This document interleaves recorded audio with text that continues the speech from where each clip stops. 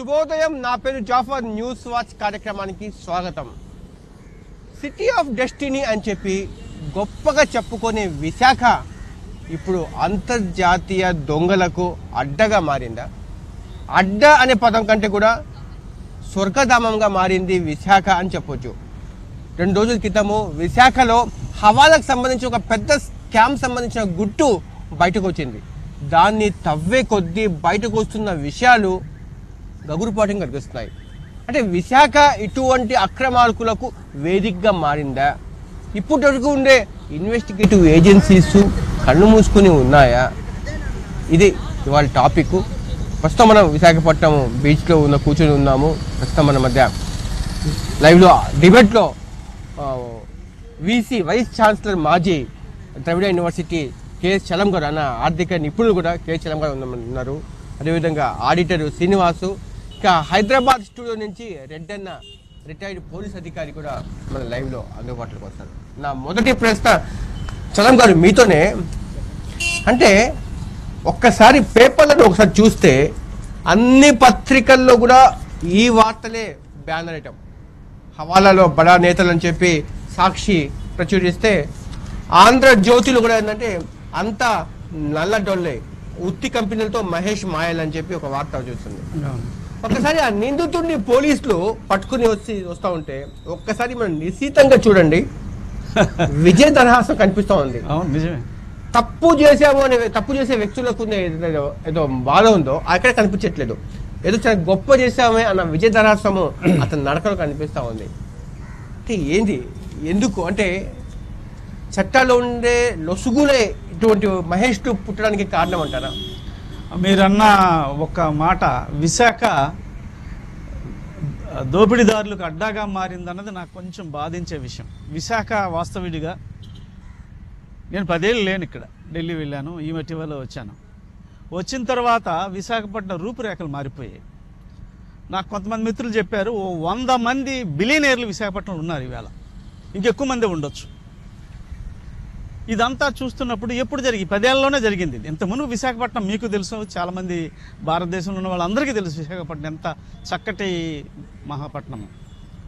అయితే ఇప్పుడు వచ్చినటువంటి ఈ కేసు ఏదైతే ఉందో దీన్ని మనం ఒక్కసారి పరిశీలించినప్పుడు ఇదేం కొత్తదేమీ కాదు. 1991లో భారతదేశంలో ప్రవేశపెట్టినటువంటి నూతన ఆర్థిక విధానాలు వచ్చిన తర్వాత నరసింహారావు గారు బ్రతికుండగానే 93లో అద్భుతమైనటువంటి ఒక స్కామ్ జరిగింది.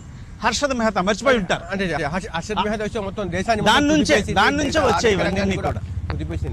అంటే ఇప్పుడు ఆఫ్టర్ డిమానిటైజేషన్ ఫైనాన్షియల్ ఇంటెలిజెన్స్ చాలా యాక్టివ్ అయిందని చెప్పి గొప్పగా చెప్పుకునేటప్పుడు కూడా 15,000 కోట్ల రూపాయలు చేతులు మారిపోయాయి. ఇప్పుడు చూసారా, ఈవేళ వార్తలో ఇంకొక వార్త కూడా వచ్చింది. ప్రపంచాన్ని ఊపేసింది ఐసిటి నెట్. అంటే అంత టెక్నాలజీ బేస్డ్ గా జరిగిపోయిన తర్వాత ఒక 3 గంటల్లో 4 దేశాల జాతీయ ఆదాయాన్ని ఎక్కడికైనా ట్రాన్స్ఫర్ చేయగలిగే సత్తా ఉన్నటువంటి ఇంటర్నేషనల్ మల్టీనేషనల్ ఫైనాన్షియల్ కార్పొరేషన్స్ ఉన్నాయి. వాళ్ళ అధీనంలోనే ఇవన్నీ జరుగుతున్నాయి. దానికి సంబంధించి జరుగుతున్నటువంటి లావాదేవీలు ఫైనాన్షియల్ ఇంటెలిజెన్స్. ఇప్పుడు ఎగ్జాంపుల్, ఇప్పుడు మలేషియన్ గవర్నమెంట్ దాదాపు వాళ్ళ జాతీయ ఆదాయము 11% ఉంటే 9% వరకు ఇండియాలోనే పెట్టుబడి పెట్టే పరిస్థితి కనిపిస్తా ఉంది. ఇవన్నీ డొల్ల కంపెనీల ద్వారా రావడమేనా లేకపోతే రాజమార్గంలో వస్తాయంటే అంటారా? డొల్ల కంపెనీల ద్వారానే వస్తాయి.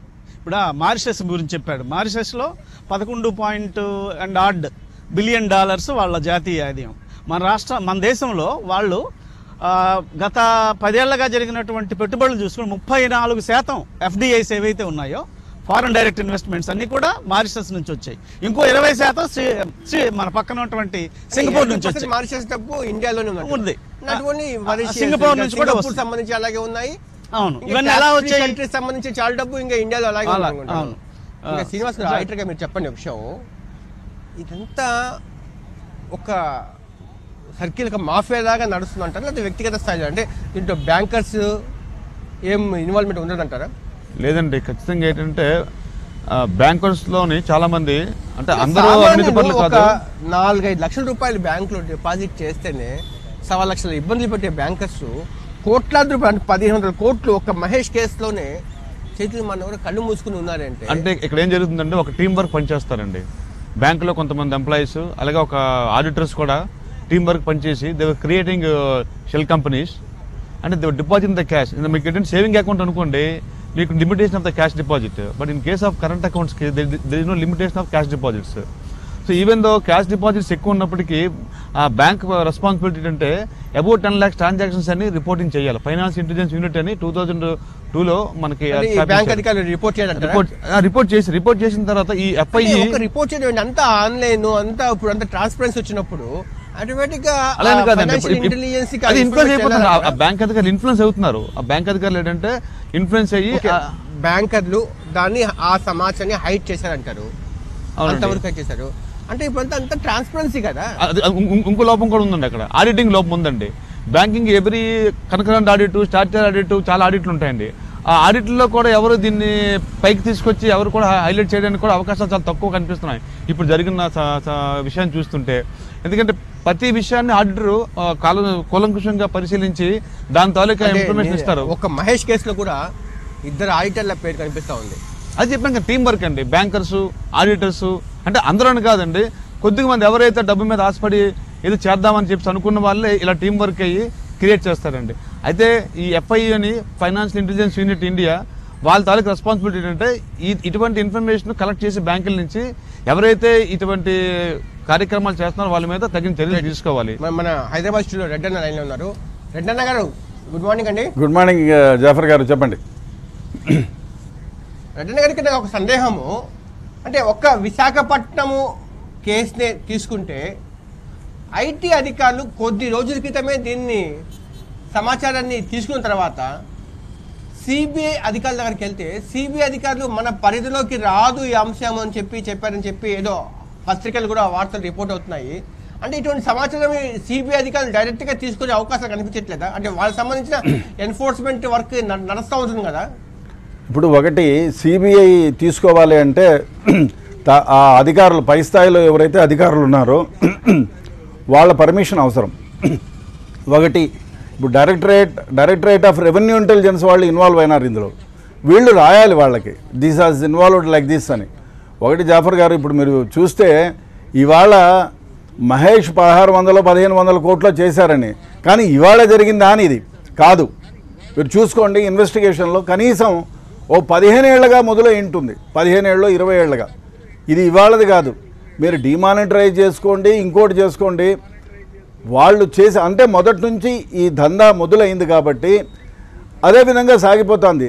అందుకే డైరెక్టరేట్ ఆఫ్ రెవెన్యూ ఇంటెలిజెన్స్ వాళ్ళు కానీ మన మామూలుగా మనలందరినీ బాధించే ఇన్కమ్ ట్యాక్స్ ఆఫీసర్లు కానీ, ఎందుకంటే వాళ్ళు రెగ్యులర్గా ఆడిటర్ గారు చెప్పినట్టు జనరల్గా మనము ఎస్బీఐ అకౌంట్లో వేస్తే ఒక సంవత్సరంలో 10 లక్షలు వేస్తే ఇమీడియట్గా 10 లక్షలు అవసరం లేదు, 5 లక్షలు ఒకేసారి వేసినా మరి రేపు పొద్దున్నే మెమో వస్తుంది, బాబు ఎందుకు కట్టావు, ఎక్కడి నుంచి వచ్చావని. అదే మనకు బిజినెస్ ట్రాన్సాక్షన్ చేసేవాళ్ళు ఈ బిజినెస్ అకౌంట్లలో వేసుకుంటే అది ఎవరు అడగరు. అదే కాకుండా ఇవాళ నుంచి కాదు, ఇది ఇవాళే అయితే మీరు చెప్పినట్టు క్వశ్చన్ చేసేవాళ్ళు. ఇది మొదటి నుంచి 10 ఏళ్ళగానో 15 ఏళ్ళగానో వస్తూ ఉంది. క్రమేసు పెంచారు. ఆ పెంచితే ఎట్లా ఆడిటర్సో మరి ఎవరో కొంచెం చూసి గుర్తు లాగితే 1500 కోట్లు అన్నారు. ఇది ఇంకా ఎక్కువ ఉంటుంది. అది విశాఖపట్నంలో ఆయన ఒక్కడే ఉండడు, ఇంకా చాలామంది ఉంటారు. ఎందుకంటే ఏదైనా దందా చేస్తే మీరు ఆలోచించండి. దీంట్లో అంటే ఇందులో ఒక మహేష్ కేసులో కొంతమంది ఆడిటర్ల పేర్లు బయటకు వచ్చాయి. కొన్ని పత్రికల్లో అయితే పొలిటీషియన్స్ కూడా దీంట్లో ఉన్నారని చెప్పి వార్తలు వచ్చాయి. బట్ అధికారులు అయితే, పోలీసు అధికారులు అయితే అధికారికంగా అయితే ఫలానా వాళ్ళు ఉన్నారు అని చెప్పి ఎక్కడ బయటకు చెప్పలేదు. కానీ ఇక్కడ ఒక అనుమానం ఏంటంటే రెడ్డన్న గారు, ఇప్పుడు సిబిఐ అధికారులు ముందుగా ఈ కేసు తీసుకోవడానికి రిజెక్ట్ చేశారని చెప్పి వార్తలు వచ్చాయి. ఇప్పుడు విశాఖపట్నం సిటీ పోలీసులు కమిషనర్ గారు యోగానంద్ గారి చొరవతో కేసు అయితే రిజిస్టర్ అయిపోయింది. బట్ విశాఖపట్నం సిటీ పోలీసుల యొక్క పరిధి చిన్నది కదా, ఇది దాదాపు దేశవ్యాప్తంగా అంతర్జాతీయ స్థాయిలో ఉన్నప్పుడు ఒక సిటీ పోలీసు దీన్ని ఇన్వెస్టిగేషన్ ఎలా చేస్తుందంటారు? డెఫినెట్గా ఈ పరిధి చాలా చిన్నది. అంటే విదేశాలకు వెళ్ళాలన్నా పర్మిషన్స్ కోసమైనా దేనికైనా కూడా విశాఖ పోలీసులు అంటే యోగానంద్ గారు చాలా మంచి sincere officer, very good officer. ఆయన ఇన్వెస్టిగేషన్ చేయగలుగుతాడు. కాకపోతే ఈ పరిధి ఇతర దేశాల్లో ఉంది కాబట్టి దీన్ని సిబిఐ వాళ్ళు ఇన్వెస్టిగేట్ చేస్తేనే బాగుంటుంది అనేది ఒకటి. లేదు మన వాళ్ళైనా చేయగలుగుతారు. దాంట్లో పర్మిషన్స్ కోసం ఒకటి, ఆ దేశాలకు ఇప్పుడు మనకు సిబిఐకి ఇస్తేనేమో నెట్వర్కింగ్ ఉంటుంది, అంటే అఫిలియేషన్ ఉంటుంది మనకి ఇతర దేశాల్లో ఇన్వెస్టిగేషన్ చేయడానికి చొరవ ఉంటుంది. మనకిస్తే అది మళ్ళీ వాళ్ళకి లెటర్ రాసుకోవాలా, అక్కడికి వెళ్ళాలా, వాళ్ళ కోఆపరేషన్ తీసుకోవాలా, అవన్నీ ఉంటాయి. మనం సిబిఐ అయితే డైరెక్ట్గా ఇంటర్పోల్కి సిఐడి కానీ సిబిఐ కానీ తీసుకుంటే ఇంటర్పోల్కి మనకు కనెక్టివిటీ ఉంటుంది. కాబట్టి వాళ్ళు రాసే లెటర్కి తద్వారా ఇప్పుడు మనకు కూడా ఇంటర్పోల్ ద్వారా చాలా అరెస్టులు చేయమని చెప్పి వారెంట్లు వస్తూ ఉంటాయి. మనం ఏం చేస్తాం, ఇక్కడ ఇంకో సందేహం ఏంటంటే ఇప్పుడు ఫైనాన్షియల్ ఇంటెలిజెన్స్ యూనిట్ ఉంది, వాళ్ళు ఇటువంటి ఏదైనా అనుమానంగా ఇటువంటి ఖాతాలని గుర్తించినప్పుడు, అకౌంట్స్ గుర్తించినప్పుడు, అంటే వాళ్లకు ఈ సిబిఐకి, వాళ్లకు ఈడీకి, వాళ్లకు మిగతా ఎన్ఫోర్స్మెంట్ ఏజెన్సీస్కి కోఆర్డినేషన్ ఉండదంటారా? ఇప్పుడు డైరెక్ట్ కోఆర్డినేషన్ ఉండదండి. డైరెక్ట్గా ఇప్పుడు మా దగ్గర ఇప్పుడు సిబిఐ వాళ్ళ దగ్గరికేనో సిబిఐ ఇన్వెస్టిగేషన్ చేస్తుంటే రాష్ట్ర ప్రభుత్వాలకు చెప్పాలనేటువంటి నియమం ఏమీ లేదు. అదేవిధంగా ఎఫ్డిఏ వాళ్ళు చేసినా కూడా, డైరెక్టరేట్ ఆఫ్ ఇంటెలిజెన్స్ వాళ్ళు చేసినా కూడా లోకల్ పోలీస్కి ఇవ్వాలనే నిబంధన ఏమీ లేదు. వాళ్ళు ఇవ్వచ్చు, ఇస్తే ఎఫ్ఐఆర్ రిజిస్టర్ చేస్తారు.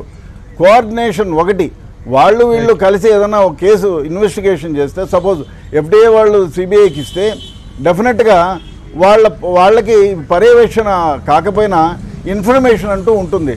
ఆ కేసులో ఎట్లా వెళ్ళాలి, ఇంకా ఏమైనా ఫర్దర్గా ఉన్న ఇన్పుట్స్ తీసుకుంటారు. రైట్ రైట్ రెడ్డన్న గారు, మళ్ళీ మీ దగ్గరికి వస్తాను. చలం గారి దగ్గరికి వెళ్దాము. చలం గారు, జనరల్గా అంటే కలకత్తాలో ఇటువంటి సంఘటనలు బయటకు వస్తూ ఉన్నాయి. గతంలో చూసాం మనం, ఎందుకంటే ఈ సూట్ కేస్ కంపెనీలు అన్నీ ఎక్కువగా కలకత్తాలోనే నడుస్తూ ఉన్నాయని చెప్పి.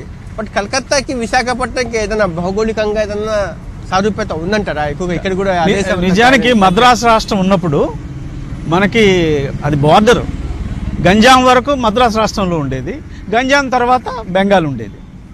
ఆనాటి నుంచి మనకి తెలుగు వాళ్ళు చాలామంది అక్కడ ఉన్నారు. నిజానికి ఉత్తరాంధ్ర ప్రజలంతా అక్కడ కలకట్టాలో ఉన్నారు. కలకట్టాలో ఎందుకు జరుగుతుందంటే మీకు తెలిసిన ఫేమస్ కేసులు, సహారా కేసు, లేకుంటే ఇప్పుడు రాజకీయంగా జరుగుతున్నటువంటి శారదా కేసు, ఈ కేసులన్నీ కూడా అక్కడవే. మన రాష్ట్రానికి చెందినటువంటి చాలా కంపెనీలు ఒకే ఇంటిలో ఒకే అడ్రస్తో 20-30 వందలు కూడా రిజిస్టర్ అయి ఉన్నాయి కంపెనీస్. మరో అంశం, విశాఖపట్నంలో గంజాయికి అంతర్జాతీయ మార్కెట్ ఉంది. అంటే అంతర్జాతీయ చాలా సంస్థలకు విశాఖపట్నం గంజాయి సప్లై అవుతా ఉంది. అంటే ఇప్పుడు వెలుగు చూస్తాం మహేష్ సంఘటన ఉండకపోవచ్చు, కానీ అంటే మహేష్ లాంటి కేసులు చాలా ఉండొచ్చు వెలుగు చూడని. దానికి దీనికి సంబంధాలు ఉన్నాయంటారా? ఎందుకంటే చెప్పాను కదా, ఎప్పుడైతే సిస్టంలో లిబరలైజేషన్ వచ్చిన తర్వాత, రెగ్యులేటరీ అథారిటీస్ తగ్గిపోయిన తర్వాత చాలా ఈజీ అయిపోయింది. ఇప్పుడు విశాఖపట్నం అంటే మీరు ఊరికి గంజాయి అనే చెప్తున్నారు, అక్కడ గ్రానైట్ ఉంది. ఈ 3 జిల్లాల్లో ఉన్నటువంటి గ్రానైట్ లక్షల కోట్ల రూపాయలు. అవన్నీ కూడా విశాఖపట్నం ఈ పోర్టుల ద్వారా ఎగుమతైనాయి, కొంత చెన్నై పోర్టు నుంచి ఎగుమతైనాయి. ఇవన్నిటికి కూడా సరైనటువంటి అవకాశాలు లేకుండా పోయినాయి. నిజంగా చెప్పాలంటే ఇది directorate of enforcement and revenue department ఇప్పుడు కొత్తగా 2013లో కంపెనీ యాక్ట్ రివైజ్ చేశారు. దాంట్లో కూడా దీనికి సంబంధించినటువంటి చట్టంలో కొన్ని సెక్షన్స్ ఉన్నాయి, దాని ద్వారా మాత్రం జరుగుతుంది. అదే ఆ చట్టం దగ్గర కూడా నేను కొన్ని రకాల సందేహాలు ఉన్నాయి. శ్రీనివాస్ గారు, నా ప్రశ్న, ఇప్పుడు dirty money convert to clean money అంటారు. అంటే డర్టీ మనీ ఎన్ని రకాలుగా క్లీన్ మనీ అవుతుందండి? అంటే యాక్చువల్గా మనీ లాండరింగ్ అంటారండి. యాక్చువల్గా dirty money convert into clean money అని, దాని ఇది కాల్డ్ మనీ లాండరింగ్ అనమాట. మనకి prevention of money laundering act 2002లో మనకు ప్రవేశపెట్టారు. 1 జూలై 2005 నుంచి అది ఎన్ఫోర్స్లోకి వచ్చింది అనమాట. మీకు ఏమవుతుందండి, ఈ డర్టీ మనీ ఎలాగ వస్తుందంటే డిఫరెంట్ ఛానల్స్ వస్తుందండి. That is called unaccounted money. అది వివిధ రకాల్లో వస్తుంది. దాని ఏంటంటే ఫస్ట్ ఏంటంటే మనీ లాండరింగ్ అంటే 3 స్టేజ్లు ఉంటుందండి. Placement stage, layer stage and integration. ఇప్పుడు మహేష్ కేసు చూస్తే అది ఏ స్టేజ్ కింద అనుకోవచ్చు? దీని ఆల్రెడీ కంప్లీట్ అయిపోయింది. 3 స్టేజ్ కంప్లీట్ చేస్తారు. 3 స్టేజ్ కంప్లీట్ చేస్తారు. మీకు ఎప్పుడంటే ఫస్ట్ స్టేజ్లో మీకు ఐడెంటిఫై అయిపోద్ది. ఫస్ట్ స్టేజ్లో ఎప్పుడైతే మీకు ఐడెంటిఫై కాలేదో అది ఫ్లో అయిపోతుంది. 3 స్టేజ్ కంప్లీట్ అయిపోతుంది. ఎవరు బ్యాంక్ అధికారులు ఫస్ట్ స్టేజ్ ఏంటంటే క్యాష్ డిపాజిట్స్ అవన్నీ చేస్తారు, కానీ అప్పుడు పట్టుకోవాలండి. అంటే ఇప్పుడు huge amounts of cash transaction అయితే ఇమీడియట్ గా బ్యాంక్ వాళ్ళు మనకి ఐడెంటిఫై చేసి, సెకండ్ స్టేజ్ ఏంటంటే దాన్ని ఏంటంటే కన్వర్ట్ చేసేస్తారు. ఫర్ ఎగ్జాంపుల్ ఒక డమ్మీ అకౌంట్ ఓపెన్ చేసి అందులో క్యాష్ డిపాజిట్, కరెంట్ అకౌంట్లో క్యాష్ డిపాజిట్ చేసి దాన్ని ఏంటంటే నెంబర్ 2 లేయరింగ్ స్టేజ్ తీసుకెళ్తారు. లేయరింగ్ స్టేజ్లో ఏమవుతుందంటే వాళ్ళు పర్చేజ్ ఆఫ్ డ్రాఫ్ట్స్, ఇప్పుడు ఒక డ్రాఫ్ట్ కావాలనుకోండి, అంటే మన బ్యాంక్ డ్రాఫ్ట్ డీడీ కావాలనుకోండి, ఒక 100 కోట్ల రూపాయలు కావాలనుకోండి, కరెంట్ అకౌంట్ నుంచి మనం తీసుకోవచ్చు. అలాగే క్యాష్ డ్రాఫ్ట్స్ అంటారు, దానికి ఏంటంటే అకౌంట్ అక్కర్లే, 50,000 ఎక్కడైనా తీసేసుకోవచ్చు. ఇది నెంబర్ 2 స్టేజ్. నెంబర్ 3 నెంబర్ 3 ఏంటంటే ఈ క్లీనింగ్ అనమాట. ఈ అమౌంట్ని తీసుకొచ్చి మళ్ళీ మనకే పంపిస్తారు, ఇండియాకి పంపించడం, లేకపోతే దాన్ని ఏంటంటే లీగల్ మనీ చేస్తారు. ఇల్లీగల్ మనీ అంతా లీగల్ మనీ చేస్తారు. ఎలాగంటే purchase of equity, shares, investments, loans ఇవ్వడం, కంపెనీలు కొనడం. చలంగా చెప్పినట్టుగా ప్రభుత్వం ఇప్పుడు ఫారెన్ ఇన్వెస్ట్మెంట్స్ సంబంధించి బోర్డే పెట్టింది కాబట్టి ఇటువంటి కంపెనీలు రాజమార్గం నుంచి మనం రావచ్చు కదా డబ్బుతో. Exactly correct. అంటే రాజమార్గం రావాలంటే ఇక్కడ ఒకటండి 30% ట్యాక్స్ కానీ ప్రిపేర్ అయితే దేనికైనా సరే సంపాదించిన ఇన్కమ్ 30% ట్యాక్స్ కంపెనీలు దొరకనంత వరకు దొరలే కదా. ఆ తర్వాత వాళ్ళే రాజమార్గం డెడ్ కార్పెట్ వెళ్ళి మన మంత్రులు, మన ముఖ్యమంత్రులు వెళ్ళి వాళ్ళకు సాధారణంగా స్వాగతం పలుకుతారు. ఏమంటారు చలం గారు? ఇప్పుడు మనకు చిన్న అంటే కొన్ని విషయాలు సామాన్యులకి చాలా విషయాలు తెలియట్లేదండి. ఎకనామిక్ ఎడ్యుకేషన్ అయితే బిజినెస్ ఎడ్యుకేషన్ చెప్పాలి. ఇప్పుడు మన శ్రీనివాసరావు గారు లాంటి వాళ్ళు ప్రయత్నం చేస్తున్నారు. ఇప్పుడు ప్రధానంగా ఏంటంటే మన జాతీయ ఆదాయం 136 లక్షల కోట్లు. అంతే డబ్బు విదేశీ మారకంలో అంటే విదేశీ వాణిజ్యం ద్వారా, ఇంపోర్ట్స్ ఎక్స్పోర్ట్స్ ద్వారా జరిగిపోతుంది. ఇంచుమించు అంతే డబ్బు షేర్ మార్కెట్లో ఉంది. అంటే ఈ మూడింటికి ఉన్నటువంటి సంబంధాన్ని కనిపెట్టాలి. ఇది ఎకానమిస్ట్ చేసే పని. తర్వాత ప్రధానమైనటువంటి ఫారెన్ డైరెక్ట్ ఇన్వెస్ట్మెంట్. అది అక్కడికి వస్తాను నేను. ఫారెన్ డైరెక్ట్ ఇన్వెస్ట్మెంట్ సంబంధించిన బోర్డు ఉంది ఇప్పుడు. ఆ బోర్డు సంబంధించిన డబ్బు మాత్రమే మనం ఎక్స్పెక్ట్ చేస్తాం తప్ప ఆ కంపెనీకి సంబంధించిన క్రెడిబిలిటీని కూడా మనం ఎక్కడ పరిగణలోకి తీసుకోవట్లేదు. లేదు, అవసరం లేదు. అది ఫ్రీ చేసేసారు. ఇప్పుడు ఫారెన్ డైరెక్ట్ ఇన్వెస్ట్మెంట్కి సంబంధించి FIBM అని కొత్తగా ఒక బోర్డుని ఏర్పాటు చేశారు. దీంతో మునుపు ఏంటంటే రాజకీయ నాయకులు ఉండేవాళ్ళు, మినిస్టర్లు వాళ్ళు ఉండేవారు. దానికి కాకుండా ఇప్పుడు సెక్రటరీస్ 4-5 పెట్టేసి దాని ద్వారా ఇప్పుడు డూయింగ్ బిజినెస్ డూయింగ్ బిజినెస్ అనేసి ఎవరికైనా ఇప్పుడు ఆన్లైన్లో కంపెనీ రిజిస్టర్ చేసుకోవచ్చు, ఆన్లైన్లో ఎవరైనా చేసుకోవచ్చు. ఇక్కడ డౌట్ వచ్చింది రెడ్డన్న గారు ఇక్కడ దొరకనంత వరకు అందరు దొరలే. ఇప్పుడు ఈ మహేష్ దొరికాడు కాబట్టి దొంగ అయ్యాడు. ఇప్పుడు పోలీసుల పాత్ర కానీ అంటే ఎన్ఫోర్స్మెంట్ ఏజెన్సీస్ పాత్ర కానీ ఎలా ఉండబోతుందండి? ఇప్పుడు ఒకటి దీన్ని క్షుణ్ణంగా అంటే మొదటి నుంచి అంటే ఎప్పుడు ఈయన స్టార్ట్ చేశాడు 30-40 ఒక అకౌంట్ ఉండదు, కనీసం 20-30 అకౌంట్లు ఉంటాయి. ఆ అకౌంట్లు ఎవరి పేరు మీద ఉన్నాయి, ఆ అకౌంట్లో వేసే మనీ ఆ అకౌంట్ హోల్డర్దేనా, ఆ అకౌంట్ హోల్డర్ క్రెడిబిలిటీ ఏంటి, ఆ అకౌంట్ హోల్డరు అంటే ఈ రాజకీయ ప్రముఖులో ఇంకొక ప్రముఖులో అంటే రెడ్డన్న గారు ఇందాక ఇప్పుడు మన ఆడిటర్ శ్రీనివాస్ గారు చెప్తున్న ప్రకారం అయితే ఆ first stage, second stage, third stage ఆ 3 స్టేజ్ దాటుకుంటూ పోయాడు మహేష్ రావు. అది వెళ్ళిపోయింది దాటుకుంటా విదేశాలకు వెళ్ళిపోయింది. ఎక్కడి నుంచి మొదలైందని ఇన్వెస్టిగేషన్ అయితే చేయాలి కదా. ఆల్ ఆఫ్ సడన్ 1600 కోట్లు మనం వెనక్కి తెప్పించలేము ఒక విధంగా. అంటే ఇక్కడ మిగతా ముద్దాయిల్ని గుర్తించడం ఒకటి, ఆ ముద్దాయిలకి శిక్ష పడాలి అంటే ఇక్కడ నుంచి ఇన్వెస్టిగేషన్ స్టార్ట్ కావాలి. అంటే ఎవరెవరు ఎక్కడి నుంచి అమౌంట్ పూల్ చేశారు. 1500 కోట్లు శ్రీనివాసరావు ఆయన వాళ్ళ అబ్బాయో చేసింది కాదు ఇది. మిగతా వాళ్ళు ఇక్కడ ముద్దాయిల్ని గుర్తించేసాము. ముద్దాయిలు ఏ విశాఖపట్నమో ఏ ఆంధ్రప్రదేశ్ అయితే మన యోగానంద్ గారు వెళ్ళి కాలర్ పట్టుకుని వచ్చి అరెస్ట్ చేస్తారు. కానీ ఇక్కడ దొంగలు ఏ మారిషియస్లో ఉండొచ్చు, ఏ సింగపూర్లో ఉండొచ్చు, లేకపోతే మన దేశంలోనే ఏ ఢిల్లీలోనే మహారాష్ట్రలోనే దాక్కుని ఉండొచ్చు. వాళ్ళని ఎలా తీసుకొస్తాం అంటే ఒక మహేష్ కేసు మన వ్యవస్థలో ఉండే చాలా లోపాలని బయట పట్టింది అని చెప్పి అనుకోవచ్చు. డెఫినెట్గా ఇప్పుడు మహేష్ చేసింది చిన్నదే, ఇట్లాంటివి ప్రతి రాష్ట్రంలోనూ జరిగి ఉంటాయి. అదే కాకుండా దేశంలో ఇట్లాంటివి కొన్ని వందలు జరిగి ఉంటాయి, సందేహమే లేదు అందులో. ఎందుకంటే మనం అనుకుంటున్నాం 1600 కోట్లని, ఇది ఇంకా ఎక్కువ ఉండొచ్చు. ఎందుకంటే వాళ్ళు గుర్తించింది 1600 కోట్లు 1500 కోట్లు ఇంకా ఎక్కువ ఉంటుంది. దానికే ఇప్పుడు ఈయన అకౌంట్లు కరెంట్ అకౌంట్లు ఓపెన్ చేసినాడు 30, ఎవరి పేరు మీద అకౌంట్లు ఓపెన్ చేసినాడు. ఇప్పుడు ఇంటిగ్రేట్ అయినాయి అన్ని అకౌంట్లు. ఇప్పుడు ఒక ఆధార్ కార్డు ఉంటే ఒక మొత్తం అన్నీ ఇంటిగ్రేట్ అవుతాయి. ఆ విధంగా కాకుండా ఈ 30 అకౌంట్లో ఈ 30 అకౌంట్లు ద్వారా వచ్చిన మనీ ఇంకో 50 అకౌంట్లు ఉంటాయి. ఆ అకౌంట్లో నుంచి ఈ మనీ ఈ అకౌంట్లోకి ట్రాన్స్ఫర్ అయి ఉంటుంది మనీ. ఈ అకౌంట్లో నుంచి డైరెక్ట్గా వాళ్ళు వేరే దేశాలకు పంపించుంటారు. కాబట్టి ఇన్వెస్టిగేషన్ చేస్తే ఈ మనీ ఒకళ్ళదా, ఇద్దరిదా, పాలిటీషియన్లా, బ్యూరోక్రాట్స్దా, ఎవరిది అనేది గుర్తించాల్సి ఉంటుంది. ఇప్పుడే ప్రధానంగా ఓ 10 మందో 15 మందిలో గుర్తించుంటారు. వాళ్ళకి మనీ ఎవరు సప్లై చేశారు అది ఇంపార్టెంట్. రైట్ రెడ్డన్న గారు మళ్ళీ మీ దగ్గరికి వస్తాను. చలం గారు చెప్పండి. అంటే ఇప్పుడు ఈ ఇష్యూస్లో ఇన్వెస్టిగేషన్ ఏజెన్సీస్ దాని మూలాల దాకా వెళ్తాయంటారా, లేకపోతే పై పైన కూర్చొని వెళ్తాయి కూడా. ఎందుకంటే ఆ స్ట్రక్చర్ ఈ మధ్యన అంటే గతంలో చాలా సంబంధించిన చాలా ఆ స్థాయిలో లోతుల్లోకి వెళ్తుందంటారా? వెళ్ళడానికి కావాల్సినటువంటి ఏర్పాట్లు జరిగి ఉన్నాయి. నిజంగా ఇప్పుడు మన పోలీసుల్ని కూడా, ఇన్కమ్ ట్యాక్స్ వాళ్ళని కూడా అభినందించాలి. చిన్నపట్నం, విశాఖపట్నంలో ఒక చిన్న కేసు పట్టుకున్నారు. చాలా నిజంగా 1500 కోట్లు 2000 కోట్లు అని చాలా చిన్న విషయం. పాన్ కార్డ్ ద్వారా బయటకు వచ్చింది.